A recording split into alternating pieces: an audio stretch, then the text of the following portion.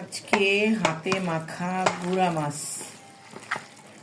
তো গুঁড়া মাছটা হাতে মেখে খেতে কিন্তু অনেক মজা। আর এটা হচ্ছে বাইলা গুঁড়া, আমার খুব পছন্দের একটা মাছ। এটাতে বেশি মশলা লাগে না। আমার গাছের কাঁচা টমেটো, দেখতেই পাচ্ছেন কাঁচা টমেটো, আর কাঁচামরিচ, পেঁয়াজ, হলুদ, মরিচ, ব্যাস। গুঁড়া মাছে যত অল্প মশলা দেওয়া যায় গুঁড়া মাছ তত মজা লাগে, তবে হাতে মেখে রান্না করলে বেশি মজা। তো দেখুন আজকে রান্না।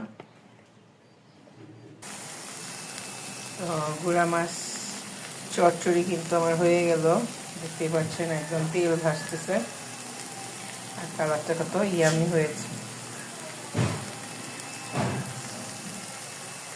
আমার মতো গুঁড়া মাছের পাগল কে কে আছেন কমেন্টসে জানাবেন। দেখতে কি ইয়ামি হয়েছে দেখেন, কে কে খাবেন চলে আসেন।